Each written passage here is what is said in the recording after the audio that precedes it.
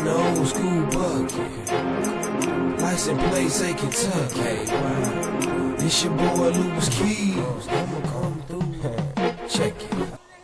Gervonta Davis and Jerron Boots Ennis will retire bigger superstars than Floyd Mayweather. What's good, everybody? It's your boy, Cardinal Red Sports. Let's talk about it.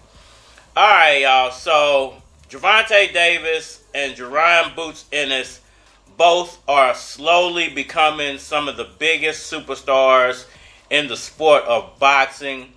But I wanted to discuss why I feel like both of these guys will eventually retire bigger superstars than the biggest superstar boxing's ever seen, Floyd Mayweather Jr. I just want to break that down, get my 2,000 nickels on that topic for anybody listening. I'm doing fine, but a little weary. No, you take a long vacation and you come back, you're trying to find yourself, but it's a little different from just a vacation. This wasn't a vacation for me, it was a mental goddamn what the fuck. You know, excuse my French, yo, but it gave me a chance to actually get back where I was at when I started this journey. I always say it's bigger than boxing. I know how my little youngin' feel, you know. First call I got, Tank comes and say, yo, you see how shit changed overnight? Alright, y'all, so why do I feel like Jerron Boots Ennis and Gervonta Tank Davis will retire bigger stars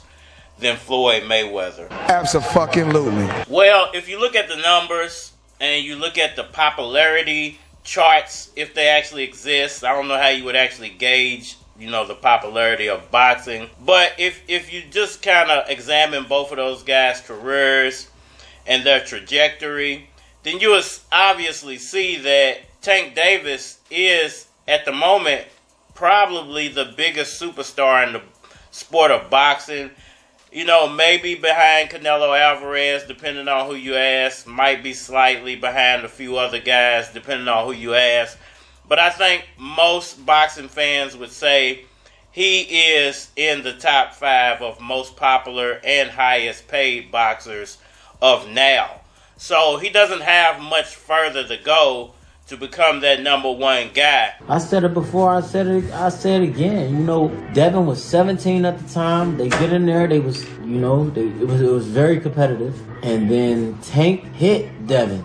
Boom, boom! Devin went boom, boom. And then he hit him again, boom, boom, and I jumped in the ring. Because he's 17. This ain't going to fall on nobody but whoever's there. You know what I'm saying? They went back to sparring. Of course, Devin was in more shape. So he started getting off on Tank a little bit. But that fight would have been over with. 8-ounce gloves, no headgear. And I think he'll actually retire undefeated. I think he's going to be one of those legendary boxers who makes it his entire career without taking a loss. And I think it's going to be solely based off of strategy. Oh, I knew you. Well, I know you're a lucky man. You know, I think a lot of people overlook that part of boxing. I think most boxers are focused on skill sets and proving how talented they are within a boxing ring, and they don't really use strategy to get there. But I think Tank Davis, who actually has Mayweather in his corner,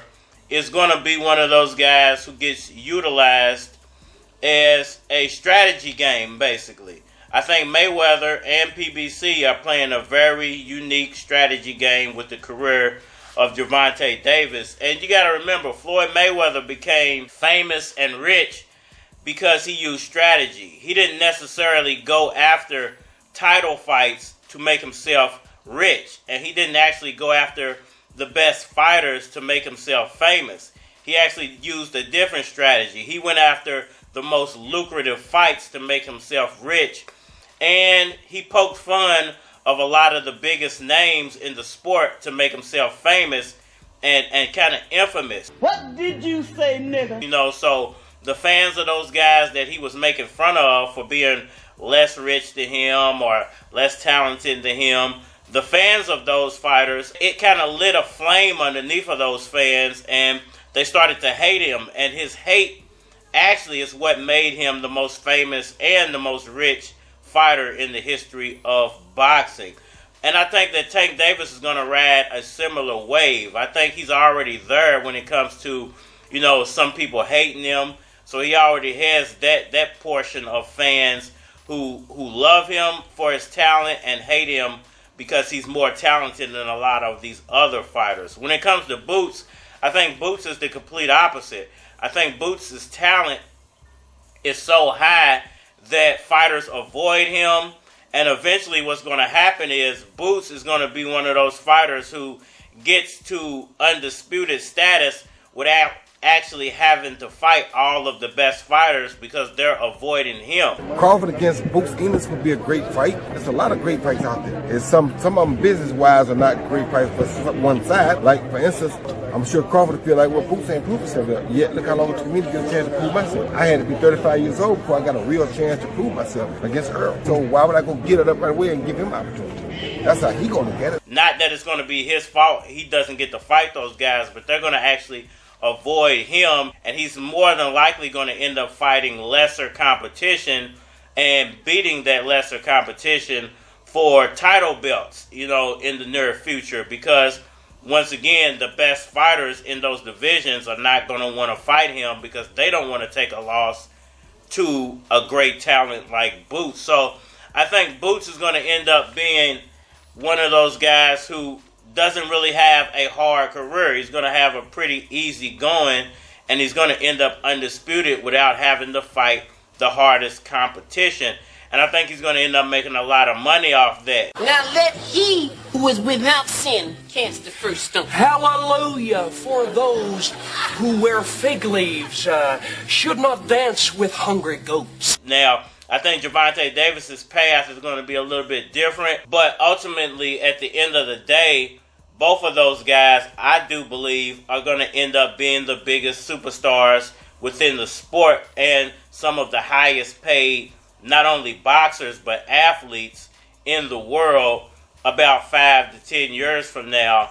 And I think the history books are going to remember both of them as eclipsing Floyd Mayweather. And I think Gervonta Davis, he's going to do it once again off of strategy. And I think Boots Ennis is going to do it off of pure talent. If 12 was the most, there's not a number because... I mean, we got to know where his money going to. I'm not putting a number to it. I've been special that many times. I mean, we got to know where his money going to. As soon as you, as a person, decide that you're not going to lie anymore. I mean, we got to know where his money going to. And that whatever problem that you have, you're going to deal with that problem right then where it presents itself. I mean, we got to know where his money going to. It'll show you a whole new side of you. When you lie and allow lies, for some people it's just, oh, I'm just a little delusional. I mean, we got to know where his money going to. No, it's dangerous for you to do that to yourself. Y'all let me know what y'all think about all that down in the comment section below. Hit that like button for me. Share, subscribe. Holler at me on all social media platforms, Facebook, Instagram, YouTube, Twitter.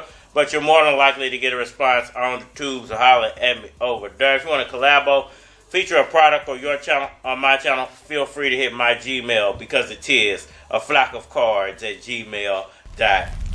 And we are... I ain't one to trick, I'm just investing. It's your boy Louis Keys from the West End. Any questions? Whether straight or you lesbian, play this here while I'm dressing. Now put your clothes back on. Hop in the ride, let me take you back home. She say she felt it in her backbone. Pulled a ride over, let her hop back on. She fell off and she got back on. Niggas like me be getting they Mac on.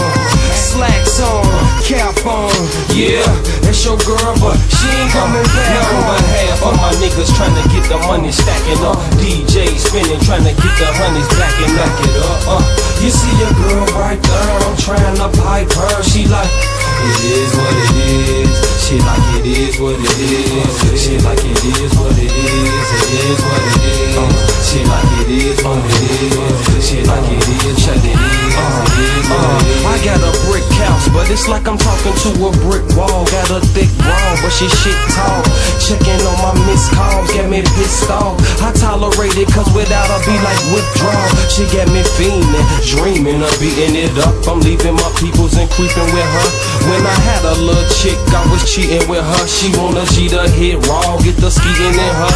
Whoa, hit raw, I snap like bitch, no offense, but I ain't known you for that long. See, nowadays these gold diggers invest. If they can't get the hot nigga, get the nigga who next. And it is what it is. I'm like it is what it is. It is what it is. I'm like it is what it is. I'm like it is what it is.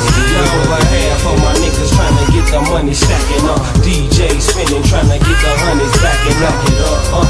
You see your girl right there, I'm trying to pipe her. She like, I told y'all, my G is precise. You need a nigga like Young Keys in your life. That nigga Young Keys might be in your wife. While you going to work, have a gone berserk.